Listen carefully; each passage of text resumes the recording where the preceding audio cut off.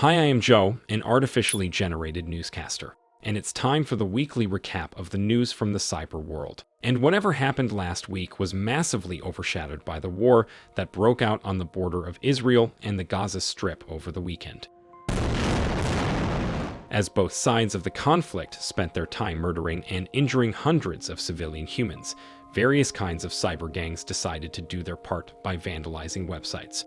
A prominent Russian group, Killnet, along with its subsidiaries, took the lead in that. It launched a massive DDoS campaign, overloading Israeli governmental and news websites and making them inaccessible. Meanwhile, another group, the Cyber Army of Russia, was less decisive and even launched a vote on which side it should support. Other gangs managed to do without that and launched spontaneous attacks on Israeli infrastructure, while yet others spent their time spreading all kinds of misinformation about the conflict. Most importantly, several key aspects of Israel's security infrastructure were breached, adding more fuel to the chaos in the country.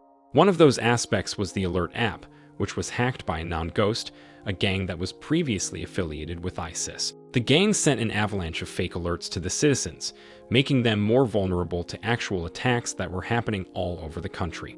Overall, it is way too early to draw any conclusions from these events, but suffice it to say that the cyber war that erupted was at least as spontaneous, pointless, and nonsensical as the real war. And while it is not causing human casualties, it is going to have an impact on the tech sector, which basically adds insult to injury. Moving on from all of that, let's talk about several cybersecurity stories that actually happened last week.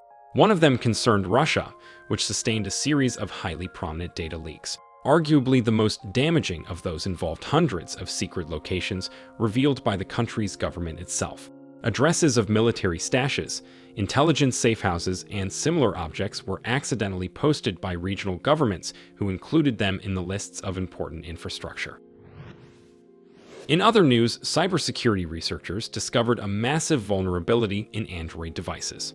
According to the report, some Android TV boxes and tablets came pre-installed with backdoors and malware to exploit them. The end goal of that was most likely an advertisement scheme, and allegedly, the manufacturers of the devices conspired in that. According to the researchers, 7 TV boxes and 1 tablet were found to be infected, so if you own any of them, stay put for more information.